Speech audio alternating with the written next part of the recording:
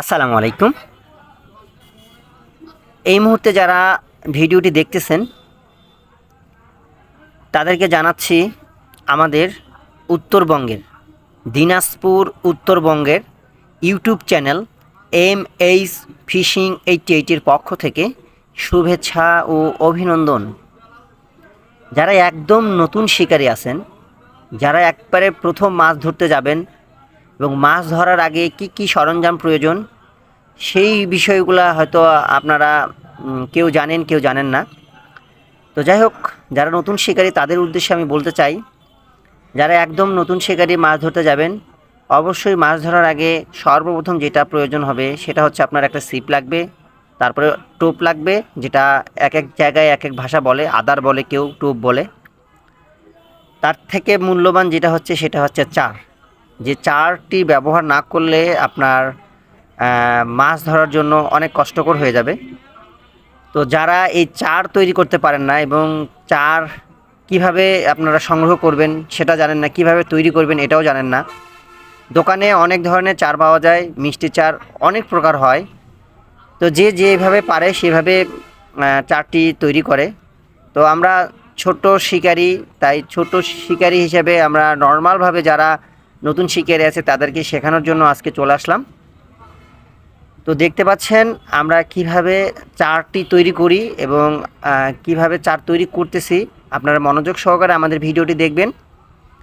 আমরা ডিটেলস আপনাদেরকে বলে দিব কিভাবে চারটি তৈরি করবেন। সবথেকে বড় বিষয় হলো চার তৈরি করার আগে যে মশলাগুলো, এই মশলাগুলো কিন্তু সংগ্রহ করতে হবে। আর আমার ডেসক্রিপশনে দেওয়া আছে, আমার ভিডিওগুলো আপনারা দেখে আসবেন। যারা আপনার চারের নামগুলো জানেন না, যে চারের মশলাগুলো যে নামগুলো আছে এগুলো জানেন না, তারা সেখানে গেলে পাবেন, অথবা আমাকে ইনবক্স করতে পারেন, অথবা আমাকে মেসেজ করতে পারেন। তাও যদি না পারেন, সরাসরি আমার হোয়াটসঅ্যাপ ইমো নাম্বার দেওয়া আছে স্ক্রিনে, আপনার স্ক্রিনে নাম্বার সংগ্রহ করে আমাকে ডিরেক্টলি ফোন দিতে পারেন। আমি আপনাদেরকে সেই চারের যে মশলার ফর্মুলাটা আমি আপনাদেরকে বলে দিতে পারবো। তো যাই হোক, আপনারা ওদের আগ্রহ ধরে বসে আছেন যে কীভাবে চারটি তৈরি করব। তো বিষয়টা হলো, এই চার তৈরি করতে গেলে সর্বপ্রথম যেগুলো হয় সেটা আপনাকে সংগ্রহ করতে হবে। সর্বপ্রথম সংগ্রহ করা লাগবে মিষ্টির গাঁত। হ্যাঁ, মিষ্টির গাঁতটি সংগ্রহ করবেন। আমি আপনাকে 5 কেজির একটা আইটেম বলে দিচ্ছি, আর বাকিটা আপনারা যে যতটুকু পারেন সেভাবেই করে নেবেন। তো 5 কেজি মিষ্টির গাঁদের মধ্যে আপনার 2 থেকে আড়াই কেজি হচ্ছে নারকেল খোল, আর হচ্ছে আপনার কী জানি বলে হচ্ছে সরিষা খোল।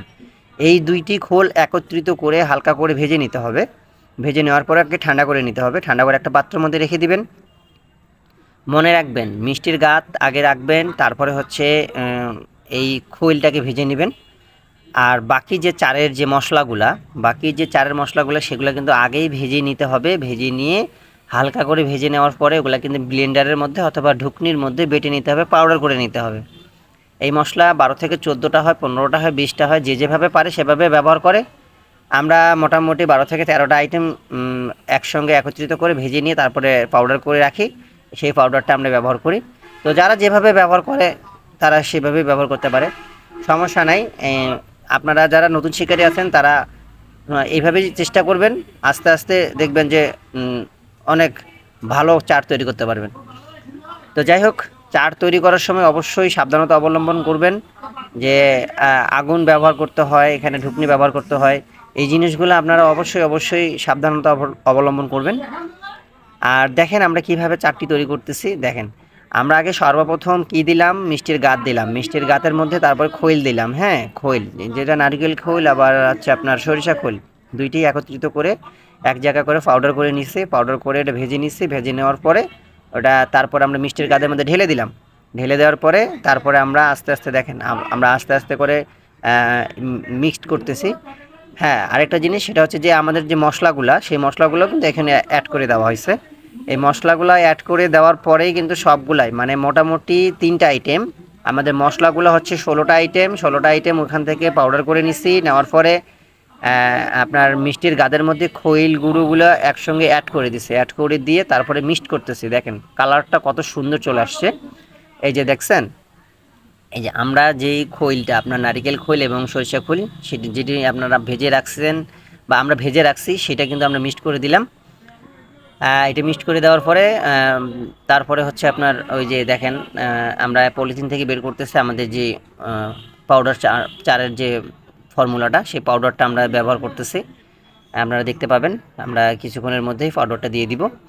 তো এই পাউডারটা সহ একত্রিত করলাম, এই যে দেখেন একত্রিত করতেছে। একত্রিত করার পরে সবগুলো দেখেন সুন্দর করে মিক্সড করে নিতে হবে। দেখেন কোনো ভেজা অংশও থাকবে না, কোনো শুকনো অংশও থাকবে না, এমনভাবে মিক্সড করতে হবে যেটা যেন একটু আঠালো আঠালো হয়।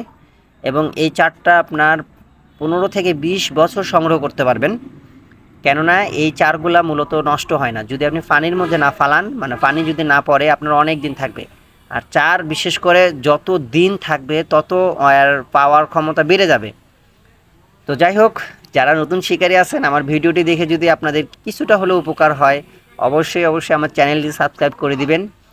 আর সাবস্ক্রাইব করে দেওয়ার পরে অবশ্যই বেল আইকন বাটনটি চেপে রাখবেন, কেননা আমি যখন নতুন কোনো ভিডিও ছাড়বো অবশ্যই আপনার কাছে নোটিফিকেশন চলে যাবে।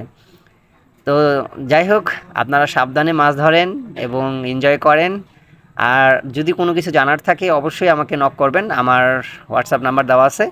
আর আরেকটা জিনিস বলে রাখি, আমরা কিন্তু সারা বাংলাদেশে কুরিয়ার করে মাল পাঠাই। এই চারটা আপনারা রেডি চার কিনতে পাবেন আমাদের কাছ থেকে, এবং যারা ওই পাউডারটা কিনতে চান সেটাও কিনতে পারবেন। সবাই ভালো থাকবেন, সুস্থ থাকবেন। আসসালামু আলাইকুম।